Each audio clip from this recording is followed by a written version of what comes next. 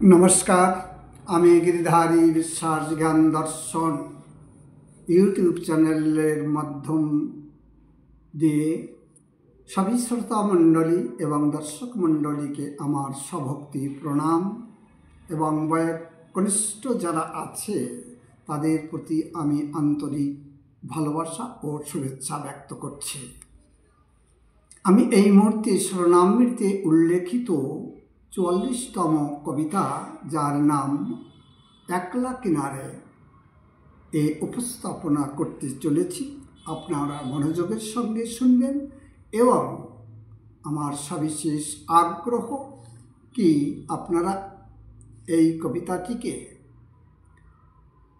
আপন স্বজন বন্ধু বান্ধবের মাঝে শেয়ার করবেন।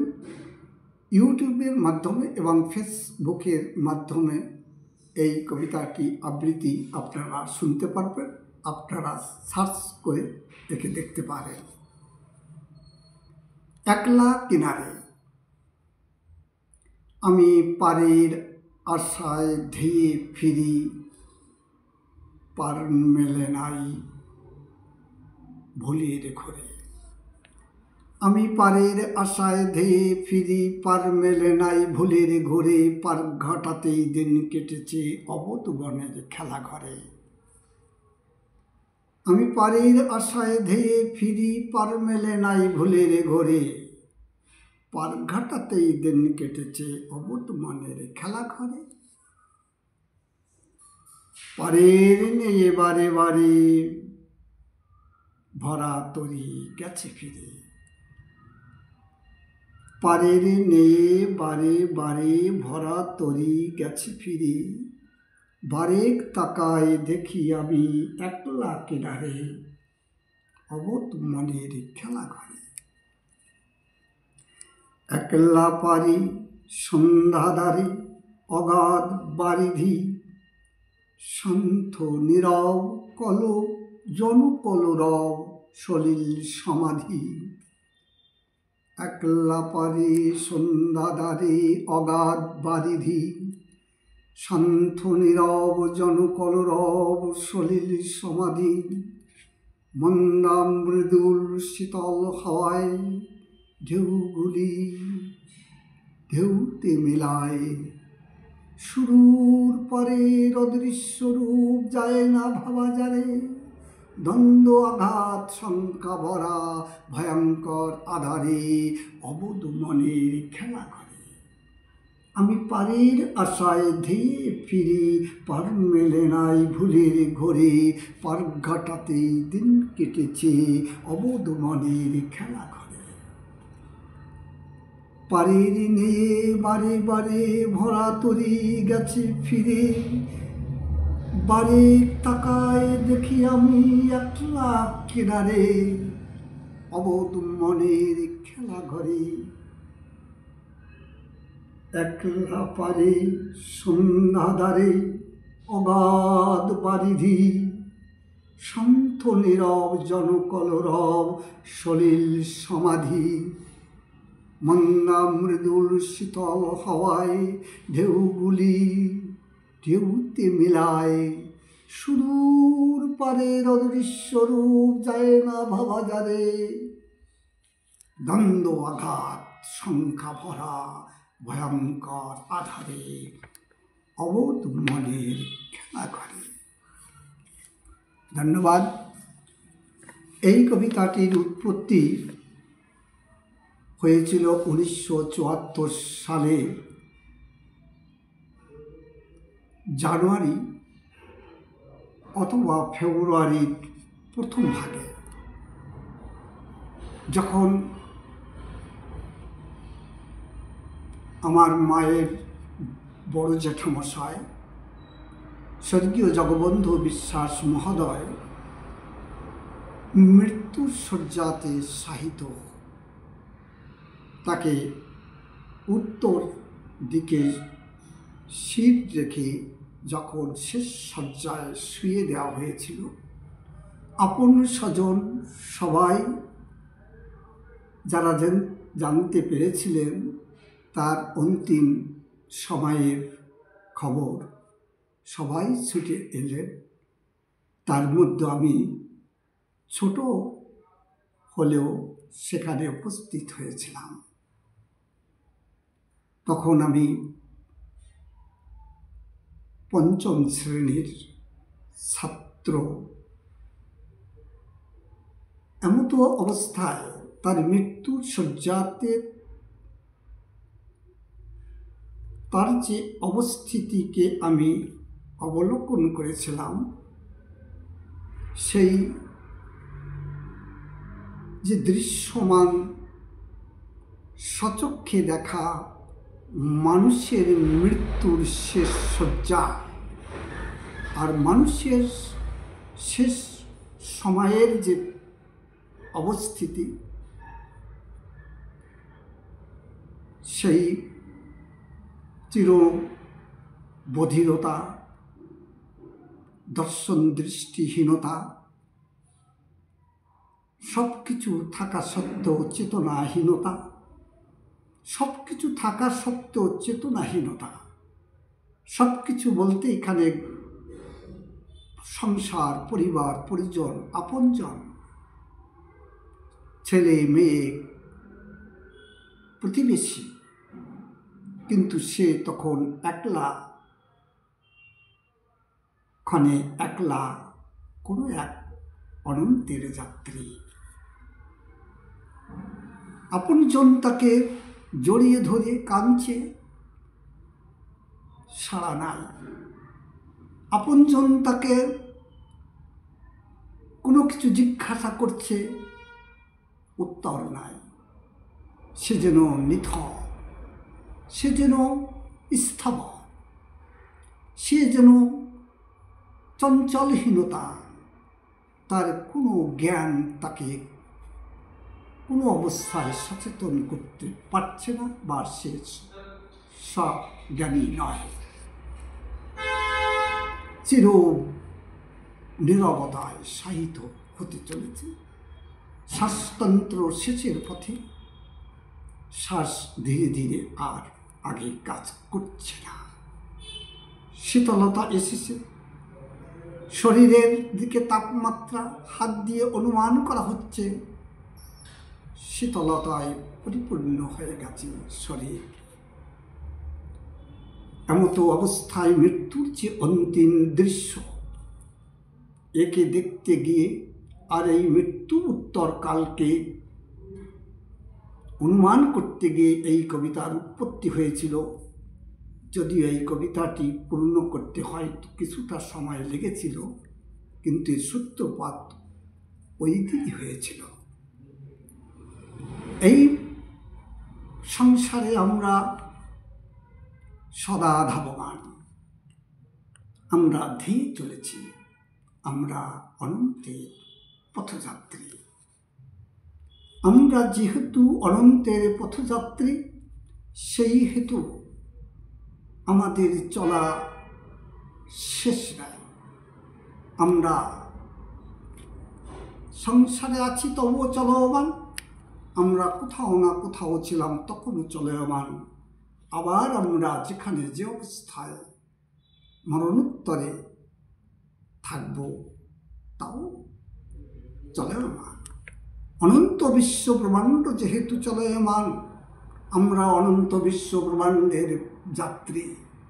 তো অনন্ত বিশ্ব ব্রহ্মাণ্ডের যাত্রী হতে হইয়ে আমাদের কোনো অবস্থায়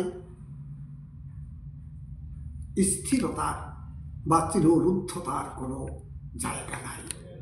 অনন্ত বিশ্ব ব্রহ্মাণ্ডই যেহেতু চলমান, আমি অনন্ত বিশ্ব ব্রহ্মাণ্ডের যে কোনোই যে অবস্থায় থাকি, আমাকে চলমান বলে স্বীকার করতে হবে, মেনে নিতে হবে। এ প্রসঙ্গে একটা কবিতা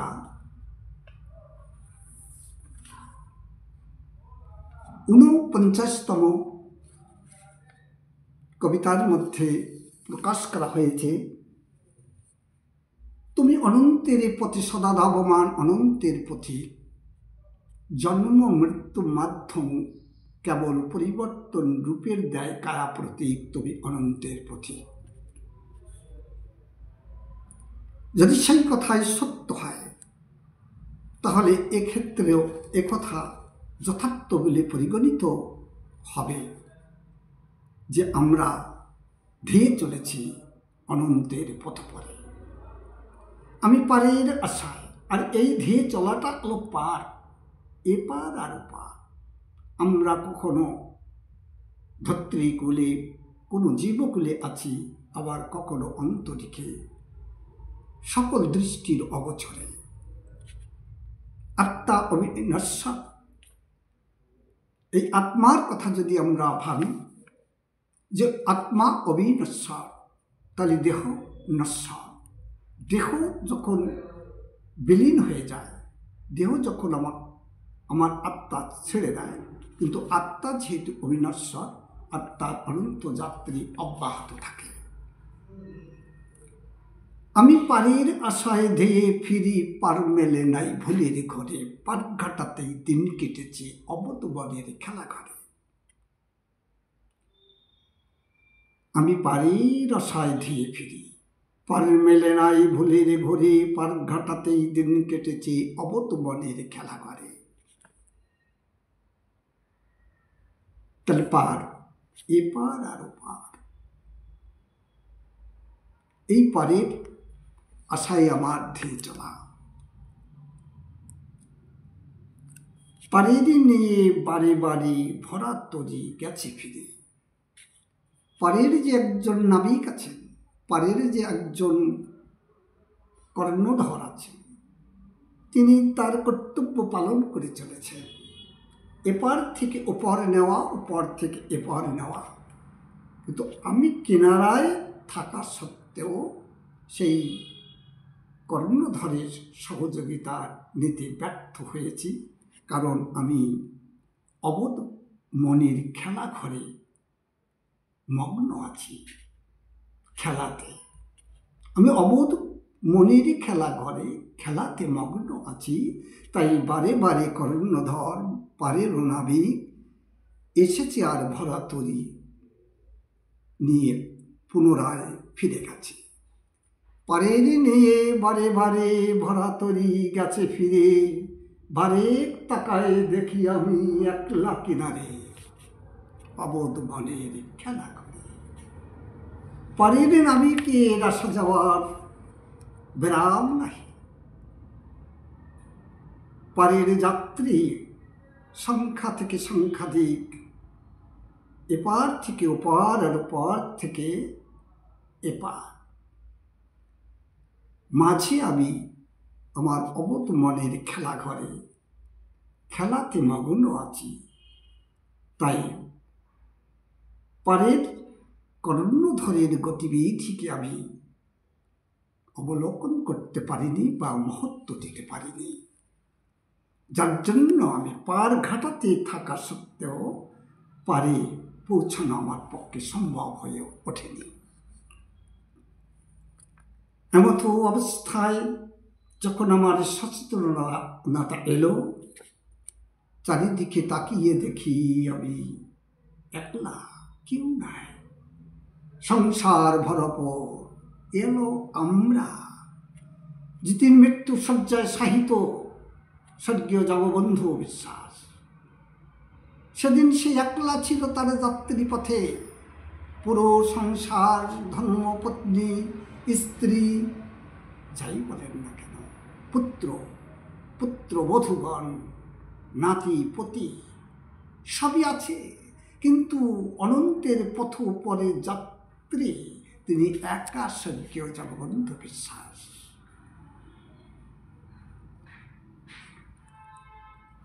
মানব জীবনে ঠিক তদ্রূপ। পার ঘাটাতে পারের নয় সবাই চলে গেছে, একলা আমি বসে আছি কিনারায় অবচেতন মনে।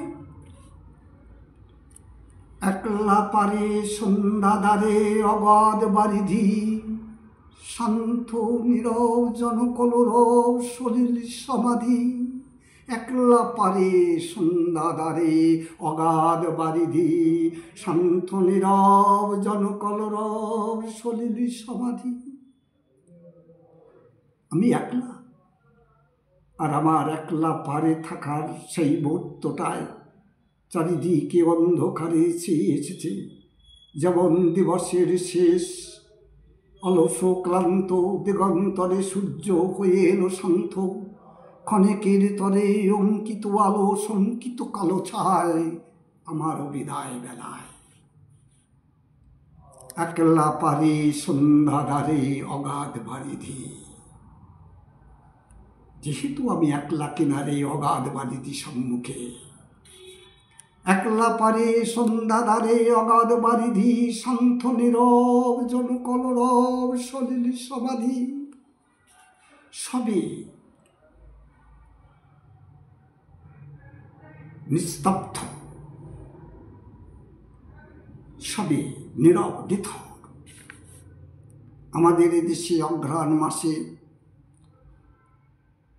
আমরা একটা জিনিসকে সবিশেষভাবে অবলোকন করেছি। সন্ধ্যার সময় এলাকাবাসী তাদের নিজ নিজ কর্মব্যস্ততার অবসান দেখাতে গিয়ে সার বলে সন্ধ্যার আগে পাছে তারা কলরব করছে, ঝনঝন ঝনঝন, বিভিন্ন লোকের বিভিন্ন সাড়া। অপর গ্রাম থেকে সুস্পষ্ট বোঝা না গেলেও আওয়াজের যে একটা রোল, আওয়াজ যে একটা থমথম অবস্থা এ কিন্তু অন্য গ্রাম থেকে শোনা যেত। কিছু সময় পরে নীরব আর নিস্তব্ধ হয়ে যেত, লোক শয়ন কক্ষে প্রবেশ করত, শান্ত নীরবতা, আর যেন তার কিছু নাই। কিন্তু তারা সকালবেলা ভোরের আলো দেখার অপেক্ষা করত, কিন্তু এই অন্তিম যাত্রার পর মৃত্যু উত্তর সময়ে সে নতুন সূর্যের আর অবলোকন করার আশা রাখতে পারে না। চারিদিক থেকে যেন যে অন্ধকার তাকে আজ ঘিরে ধরেছে, এই জন্য তার চির অন্ধকার। এমতো অবস্থায় একলা পারে সন্ধ্যা দ্বারে অগাধ বারিধি, শান্ত নীরব জনকলরব সলিল সমাধি, মন্দা মৃদুল শীতল হাওয়ায় ঢেউগুলি ঢেউতে মিলায়। এই যে মন্দা মৃদুল শীতল হাওয়া আর ঢেউগুলি ঢেউতে মেলায়, আমরা সুস্পষ্টভাবে দেখছি ভাদ্র মাসে উন্মুক্ত জলরাশি সামান্য মৃদুমন্দ হাওয়াতে ছোট ছোট ঢেউ ওঠে, আবার সেই ঢেউগুলো ধীরে ধীরে ঢেউতেই মিলিত হয়ে যায়। মনুষ্য জীবনের শেষ লগ্নে যখন সে শেষ সজ্জায়, তার জীবনের সবই উথলতা, তবে উথলতা সমান হতে শুরু করে। গায়ে হাত লাগালে স্পন্দন নাই, তাপমাত্রা শূন্য হতে চলে, তাকে সাড়া দিতে বলায় সে সাড়া দেয় না। সবই যেন তার নির্ভর, সবই যেন তার অকেজ, সবইকে যেন সে নিষ্ক্রিয়তার শিকার হতে চলেছে। একজন বলছে, কাকা আর সাড়া দিচ্ছে না, বাবা আর সাড়া দেবে না, শ্বাস যেন আর চলছে না, কিন্তু তবুও চলছে। অনেক কিছু জড়িত আছে শেষ সজ্জার যে পূর্ণরূপ। ঠিক মন্দা মৃদুল শীতল হাওয়ায় ঢেউগুলি ঢেউতে মেলায়, তখন তার দৃশ্য অনেক দূরে, কারণ সে চির অন্ধকারের পথের পথিক। মন্দা মৃদুল শীতল হাওয়ায় ঢেউগুলি তরঙ্গে দোলায়, শুরুর পরের অদৃশ্য রূপ যায় না ভাবা যারে, দ্বন্দ্ব আঘাত সংখ্যা ভরা ভয়ঙ্কর আধারে। আছে চির অন্ধকারতা, চারিদিক থেকে কালো আধারে ছেয়ে এসেছে। একাধারে মন্দ মৃদুল শীতল হওয়া ঢেউগুলির ঢেউতে মেলায়। মন্দা মৃদুল শীতল হাওয়ার ঢেউগুলি ঢেউতে মেলায়। সুদূর পারের অদৃশ্যরূপ যায় না ভাবা যারে। দ্বন্দ্ব আঘাত সংখ্যা ভরা ভয়ঙ্কর আধারে। এই যে চির অন্ধকারতা, এই চির অন্ধকারতার মাঝে নিজেকে প্রতীয়মান করা যে দৃশ্য, নিজের চোখাবলোকন যে চির বধিরতা, চির শ্রবণ শক্তি খাব্য হতে চলেছে, নিষ্ক্রিয় হতে চলেছে, কিন্তু এখনো প্রাণটা আছে, অনুভূতি শেষ হতে চলেছে। তাই অন্ধকার আর অন্ধকার ছাড়া আর কিছুই নাই। তারপর মনের কথা, হয়তো সেই মুহূর্তটা এমন ছিল যে আলো আর আধারের যে পার্থক্য, এই জগৎ আর সেই জগতের কথায় একই রূপ ভেসে উঠছে। আমি আলো ছেড়ে অন্ধকারের দিকে ছুটে চলেছি। তাহলে সেক্ষেত্রে আমার আলোতে যে উন্মুক্ততা, অন্ধকারে সেই উন্মুক্ততা আমার আর থাকছে না। তাই দ্বন্দ্ব হচ্ছে। দ্বন্দ্ব শব্দের অর্থ সংঘাত, দ্বন্দ্ব শব্দের অর্থ লড়াই, দ্বন্দ্ব শব্দের অর্থ মিলন। দ্বন্দ্ব আঘাত আবার সংখ্যাতে পরিপূর্ণ। দ্বন্দ্ব আঘাত সংখ্যা ভরা ভয়ঙ্কর আধারে। সেই আধারের রূপকে কল্পনা করতে গিয়ে হয়তো সেই মৃত্যু, গত প্রাণ মৃত্যুর যাত্রী, সে দ্বন্দ্ব আঘাত আর সংখ্যাতে তার বুককে ভরপুর করেছে, পরিপূর্ণ করেছেন তার চেতনাকে। যে দ্বন্দ্ব আঘাত সংখ্যা ভরা ভয়ঙ্কর ওই আধারের রূপ, আমাকে শিকারে যেতে হবে, সেই জায়গায় আমাকে কালাতিপাত করতে হবে। আরও যেন কত ভাবুক আর না ভাবুক, ভাবনার জগতে কলমবদ্ধ করা হয়েছিল। কিন্তু একথা তো সত্য যে আলো আর আধারের বিরাট পার্থক্য। সেই আলোর সব কিছু আমরা পেয়েছি। মৃত্যু উত্তর জীবনে আমরা আলোর দিশা আর পাব না। আমরা কোনো এক অন্ধকারের গভীরতায় চির নিমগ্ন হয়ে যাব।